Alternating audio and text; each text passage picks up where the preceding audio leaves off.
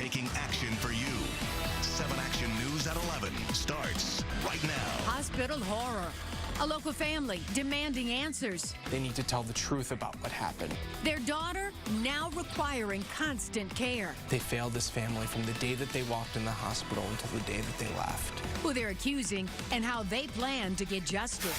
A family is anguished and outraged tonight over a hospital visit they say ended in horror. The parents claim the care their daughter received at Children's Hospital in Detroit did more harm than good. Our Andrea Isom has their fight for answers tonight, only here on 7. This is one of those cases that really just, that hits you to the core. To those responsible, you say what?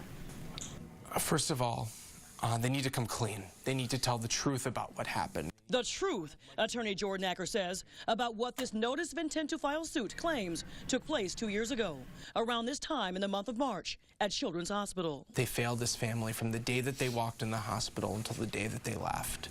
And frankly, they continue to fail this family today. What breaks your heart? What makes you sad? The way she is right now. Much different, this dad says sadly about his daughter. Despite 17-year-old Ezra El Qadri suffering from Hurler syndrome, a rare genetic disorder that affects both physical and mental development. She used to go to school 5 days a week.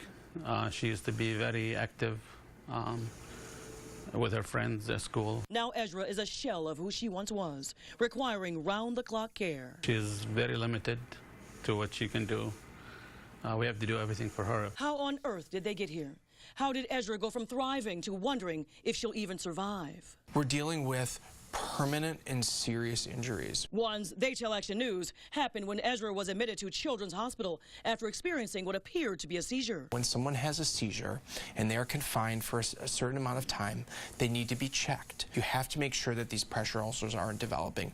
Otherwise, you have this horrific situation like what happened to this family. Infections, stage 4 ulcers, adverse reactions to medications, we're told.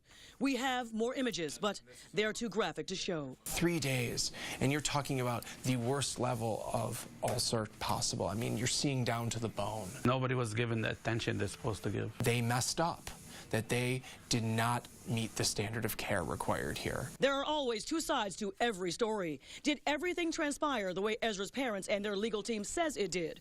We reached out to Children's Hospital, but their spokesperson said the hospital cannot comment on potential litigation, especially in matters that are medical in nature and therefore confidential. We went through a lot of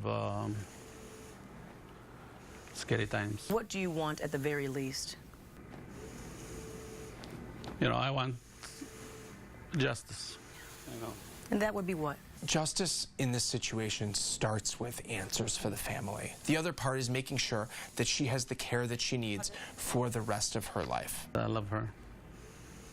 And believe me, she knows. That's why she's always smiling. And despite all of her challenges, she was smiling when she was with us today. Take a look at this image. This is what they all hope to see one day again, and so do we. Reporting live, I'm Andrea Isom, 7 Action News. Well, Andrea, we know you're going to stay on that story until the end and get some answers for that family. Yes, Thank you so much for that live report.